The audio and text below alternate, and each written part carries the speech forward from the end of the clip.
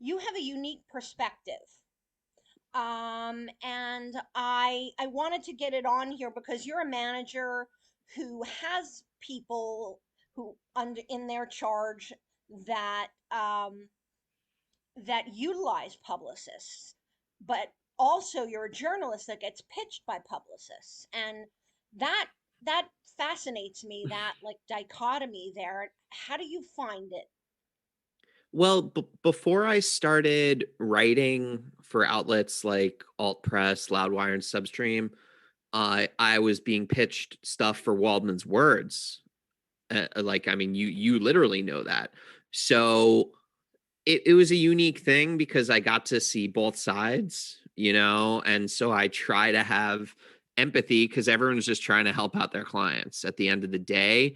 So I respond to pretty much everything unless it's just something that's just like offensively awful. And for alt press, I'll just say this on record again. I am freelance. They assign me topics. So I don't have any say in that whatsoever. So what I always do is just tell them email editorial at alt press. And that's the best way to get it. For Substream, if I really like you, I can make an article work. Oh, okay.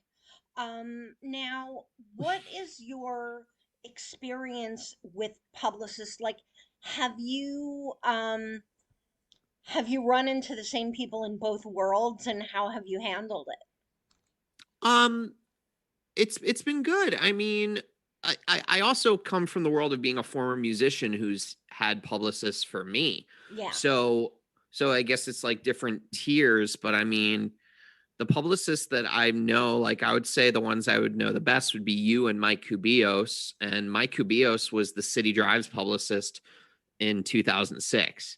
So, it's just a lot of the publicists like the you and the hymns of the world are long haul. So those relationships have stayed with me from artist to manager to now journalist. When you get pitched, um, have you experienced people who haven't done their homework and have no idea how? Yeah. Yeah. For Waldman's words, for example, I do have some musicians on the show. I do, but it's mostly behind the scenes people. And I get so many people who just really, really send the wrong thing about put my band on the show, play my music on the show. And it's like, we don't play any music on the show. Like, so you're clearly like, it's not that. So it really takes a minute's worth of research before you send a pitch email. It'll trust me that it's a small community, and the more people that receive your blind dumb pitches, the less likely you'll get something you want. True, true, true. I mean, I was pitched for this show for an artist. And I was like, Really? no, I only interview journalists. And if you had taken about 2 minutes, you know what? I'm going to close the clubhouse room because it's not working out. I'm hearing too much. Okay, bye Clubhouse. Yeah. No, I can tell you what was I gonna say in that regard? So my very first job in LA, I worked in TV casting on the pilot of The Office. And literally, like, just to get you behind the curtain, on the very first day, the casting director said, all right, we get submissions every single day. It's very difficult to keep up with all of them. Separate them into two piles. Here are the agencies that are more reputable pile, and here are the ones that just like no one's ever heard of, and those pretty much go in the pile that gets thrown out. Yeah. It's really sad, but that's just how they have to, because I mean, like, once one person launches a podcast, 100 people hit you up. Yeah. When you're a casting director for The Office and Freaks and Geeks, you're going to get every single agent hitting you up. Yeah. So you really need to know that when you get certain pitches, cultivate that. If the role is in acting for a 75-year-old Asian man, I'm not going to pitch Max. Just not. My son's cute, but he's not Asian, and he's one. Yes. That is a good rule of thumb. Yeah. Know your audience. I'm not gonna pitch to, Loudwire a somber acoustic campfire jazz ballad. Right. Right. And I think some people treat it like a numbers game somewhat. So it doesn't always, go down the way it should. It's kind of like, let's throw shit against the wall and see if it sticks. That sounds like the music industry. Yeah, yeah, essentially. Yeah. So, But you know, for you as a publicist, because I'm not a publicist, I mean, as a manager, I have to act like one for a band that I rep, but I'm sure. not really the publicist. Um, what's it like? I mean, because every you say it's a results data driven industry. Hmm. When a band hits you up and they're like, "Can you guarantee this?" I would run away from you if you could guarantee something because I know that you would be fibbing. 100%. 100%. I said this in a room on Clubhouse the other day. I said, if someone promises you that they can get you X amount of press or a particular thing, run in the other direction because they're lying to you. They are. If you could promise a number of streams, if you could promise a tour with band A or band B, if you manage band A or band B, you still can't even guarantee that you can get that band to tour with them. Totally. So, and that's as close as it gets. So it's just like the only thing I ever promise as a manager is effort and reliability. Same thing as me as a publicist. Like, I think that a lot of people will go in and go, well, you've been around forever and you know everybody, so you can promise us X, Y, and Z. And I'm like, absolutely not. I mean, if I wrote the article myself, maybe, but And maybe even it could yeah, get pulled. I had a Waldman's Words episode pulled because it was recorded over Zoom because the quality just wasn't happening. And Adobe said we couldn't play it. And we literally recorded the episode. So mm, there's no guarantee anywhere unless you're like Jeff Bezos, but he left Amazon. So there's no guarantee yeah, nowhere. no guarantees anywhere. No. Oh man. Well, I was watching your show the other day, Waldman's Words, and I was actually staring at the picture of Max. But I get it. Always the bridesmaid. but you have another co-host that I didn't know about. Oh, Jed is newer. When you were on Waldman's Words, it was Emily Yeah, you and Emily. and Jed joined the fold last year. Oh, He's great. nice. We tried to, we were talking with Adobe and we're like, we've been on for like about 4 years. Do you have any ideas? He's like, why don't you just try getting a co-host? So we tried Jed with the intent of him doing it, you know, maybe every few weeks. And Hmm. he worked. Yeah, So he's a he's part of great. it. He's a great addition. Very animated. Hi, Yeah. Jed. Yeah, good with the interaction with the audience, which is great. I Um, think so. yeah, yeah, yeah. I really enjoyed him. Um, so what ideally would you look for in like a substream pitch? Um, I would like it if I don't do premieres. Right. I don't. I write collaborative articles, which I think is honestly better than a premiere. Yeah. And I'll tell you why. Because it advertises your product without seeming spammy. It's lifestyle content. Exactly. It's more relatable. It's a different read than band, not to disparage on premieres, but band A launches music video. Singer says they were hard at work on song for a few months and inspired by current events. Right. The releasing their EP in 5 weeks. Please listen to it, blah, blah, blah. That's nice. That's great. That's necessary. But like I pretty much can make it so that people will know that you have a new release and they could know that you're really into a band, and Right. that's a way to get more super fans than just a premiere. So I just really think it's a good idea, and I get pitched a lot of things that I'm just like, have you even read my articles for Substream? Like that this is what I do. It's like listicles almost. Mhm. And I always love that. Like Thank you. it's digestible content that's meaningful. It is. I mean, it's typically about a band that someone really cares about. So if Well, you were, Tommy Lee really enjoyed it, so that was fun. it was great. And the fact that I interviewed Tommy Lee, thank you, still blows me away. But yeah, he got to talk about new metal and he got to talk about stuff that he might not have been talking about in a long time. Yeah. He was probably asked a million Motley Crue reunion questions, and I didn't ask him one. Hmm. So it was just like, and he seemed into it. It's So important to keep it different for people. That's what keeps it exciting. I mhm, mean, I so think many so. people don't like doing press because they're asked the same questions over and over. Where'd you get your band name from? Like I mean, I get it. I understand like that information is good, but there's a Wikipedia page that can answer all that. Right, right. And I think that one of your advantages as a journalist is you're a musician too. I that's why I thought that the management company took off a little quicker than others because I have empathy. Yeah, But in regards to Substream, if someone wants an article in Substream, the best way to do it is, hey, I've been enjoying these things. I manage this band or I'm in this band and we love We Came as Romans and notice they've never been spoken about. Like, could we, something like that? Then I'd be like, yes, 100% send me your list. well, that's why I've told people you have to read. What's You have that? to read to get yeah, to get an article done on your band. You need to know who you're pitching. Yeah, Because it just takes one email to end up in that bad pile. without a doubt. I mean, and that's the reason why I'm doing this show is, to help people not wind up in that pile.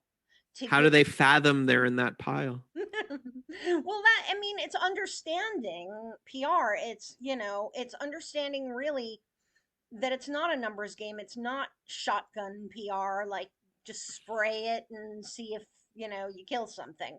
Like, No. that's not what it is. And, and if you think that's what it is, you're about to get like a reckoning from journalists.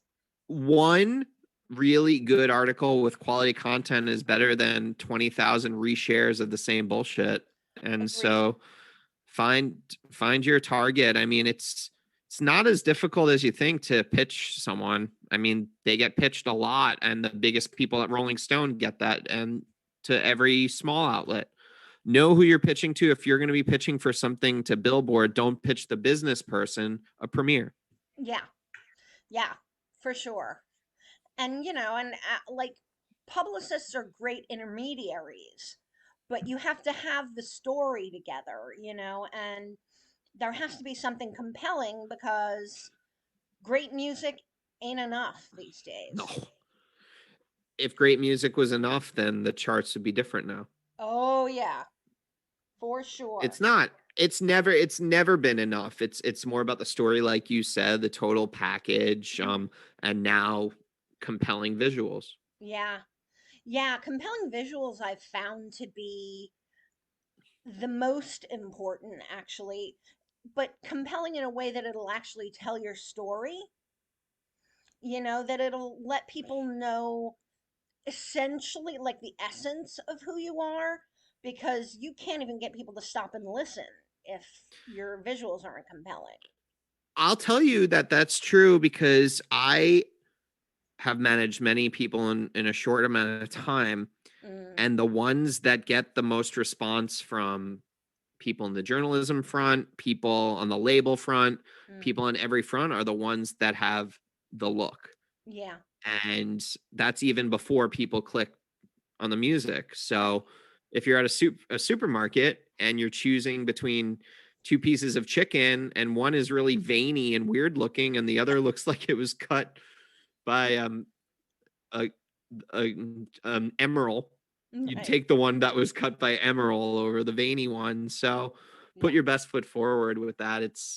yeah, It's sad, but it's true. I mean, Kylie Jenner has a lot of followers. yikes, yeah. I mean, and I also think like you don't have to spend a lot of money to make it look good. You just Not have at to all. find someone that knows the light. Or I filters. yeah, yeah. I mean, I found this girl who was in photography school back in the day, and I had her shoot some stuff for me. And now she's got her own studio, and she's doing amazing. And she's shot every band, and That's awesome. and she was a student at the time, you know? She Yeah, needed the you could. experience.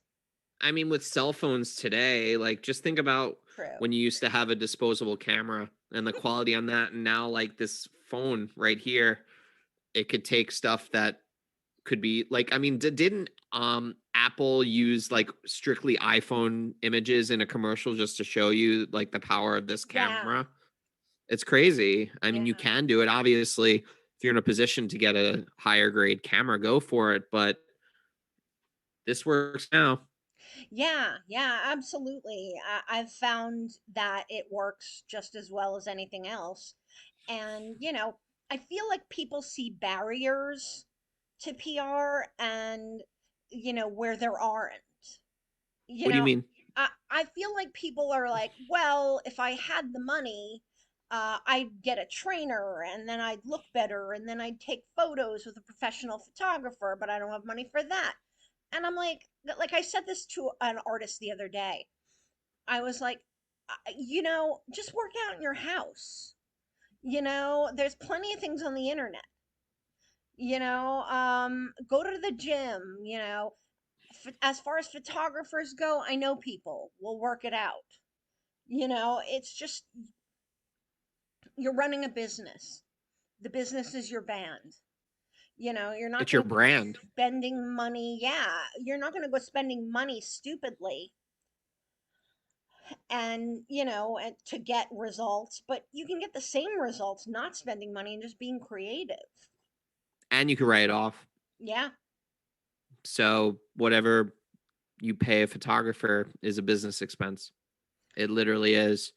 Um, I mean, it's just everyone expects the most for the least amount of work. Yeah. And if you're a solo artist or if you're in a band, you need to have solid recordings, you need to have solid photos and something that could demonstrate that you can play live. Yeah. That's what you need. Those are the necessary quotients. If you don't have any of those, you're not going to get very far. True. True. And I also think, and I've been talking to a lot of people lately since I restarted my business and talking to them about, how they could do it themselves in the beginning. Like I You won't have to take do it yourselves in the yeah, beginning. but I won't take money from someone who wants a shortcut. I just I don't know, something about my ethics won't allow me to Ethics. do that. uh, Well, that's a and beautiful thing. they can do it themselves. I mean, like you wouldn't turn down a pitch if it was really well done because of who it came from. No, I would not. Yeah, I for Substream, like I've written about Tommy Lee and I've written about bands with zero fan base. It's because I wanted to help them out. I understand their play. They need to have more content on Google.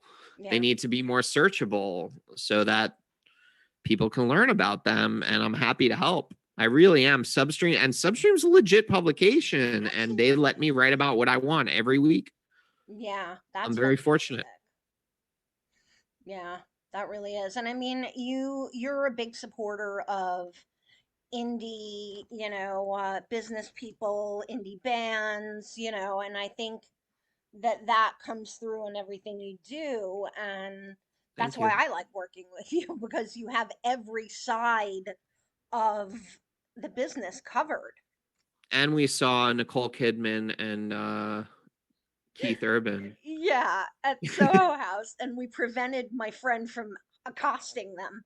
I think that was a good move because your friend would have ended up in some tabloid for a bad thing. Yeah, and I would have gotten kicked out.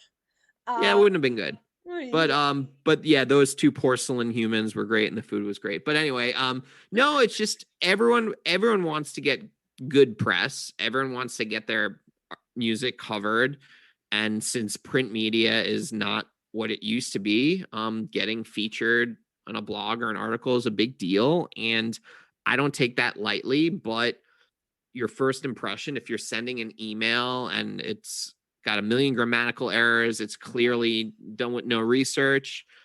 I don't want to help you because you can't even help yourself. I wouldn't even trust you to post the link of what I help you with. it is important that people help themselves and that they work for it. I mean, this is a job like anything. Just because I'm wearing a hoodie right now doesn't mean it's not a job.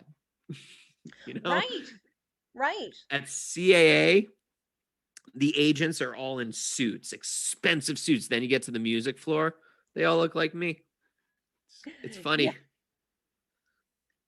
Yeah, I mean, it's probably work you should enjoy, but it's work nonetheless. And yeah, when people understand that, that's when the campaigns go really well. You know. Yeah, you have to be realistic and you have to be deliberate and proofread an email, and autocorrect is not your friend sometimes. Yeah, for sure. I mean, I've Duck gotten you. what? I said duck you. Right, exactly. And I've gotten emails that have been like, you know, addressed to someone else when journalists were pitching that Tommy do something Yep. or that Perry do something. And, with those guys, they could do whatever they want or not do anything at all. And even they work really hard. I mean, people should take Tommy Lee as an example of like how to A work hustler. their ass off. Yeah. He's been a part of more musical projects than I can count. He works Yeah. really hard and he's very, very, very hyperactive yet focused. He was great. He was a fun interview. I mean, I couldn't believe that happened. And I find like if the big guys are willing to work hard, then what right does anyone have not to work hard? Even the That's people why that they're the big guys. that's true. That's very true. Yeah, and I think that the job that we have is difficult on both sides. And I this whole thing was created so that people could collaborate with journalists in a more efficient way. And I think everybody said different permutations of the same thing on the Well, show. that means it's probably right, right? I Yeah, I, I want to just say this also about journalists, especially in the music space. You may not realize this, but they might not be making any money. They they're might not. not be making a penny. It might be just for the labor of love. So it's just like realize that when you're pitching them that if they're doing this, they're taking spots out of their day that they could spend with family or friends to help you Yeah, with no gain other than helping you. absolutely. Absolutely. And I mean, what do you think of the subscription model? Like the Substack newsletters that everybody's putting together? Oh, um, is it similar to what Rolling Stone's doing, where you could basically pay them 2 grand to write an article No, for no, no, them? no. It's a writer setting up a subscription-based newsletter, essentially. Oh, like a left sets type person, like doing. Yeah, yeah, or like Ryan Downey does Stream and Destroy, and You know what? If someone's willing to pay for it, go for it. yeah, Like and power they've to got to you. get If paid somehow. And I keep thinking about that, and I keep asking everyone that comes on here, like, how can they get paid? They're not getting paid at all. they do that, they start their own site, and they charge ads, Mm, sponsorships, things like that. yeah, For me, I have no problem with someone doing that. I personally wouldn't do it, but that's just because journalism isn't my main form of income. right, I'm right. lucky it's supplemental. Alt Press and Loudwire, I get paid per article. Mm, Substream, I'm doing it all for love. that's awesome.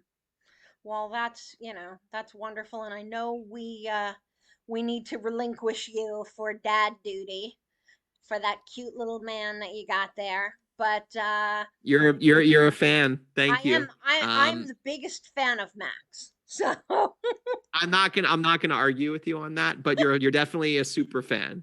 I am Um, definitely a super but fan. But I but I'm a big appreciate your fan of. time. No, I appreciate you having me. I mean, this was planned like a month ago, so I'm more than happy. I hope that people enjoy this, and I hope that if you're one of the people who's listening because you're in a band, like yes, there's stuff you need to know, and yes, it could be intimidating, but at the end of the day, it's kind of like a do unto other type attitude will get you a lot further. Absolutely. Absolutely. Honey is a lot better than vinegar. Absolutely. So now where can people find you? What's your socials? On Twitter, it's Lido Beach. On Instagram, it's Scott Lewis Waldman, and Facebook is just my name. And if you want to keep up with the management company, it's waldmgmt.com, Waldman Management, but Wald MGMT because it's cool.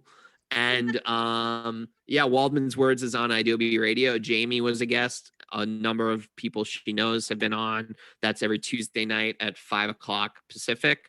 And I just saved a bundle on insurance by switching to Geico. Ah, you're the best. Thank you so Well, much. happy birthday. Thank Happy you. birthday. I wouldn't, there is no one I'd rather have on the show on my birthday. So, Then Max. I than get it. you and Um, Max. Thank you. Well, I'm honored, and I'm out of the clubhouse. And do I just click leave and then go peace Yeah, out? all good. Peace out. All Thank right. you. Thanks, Scott.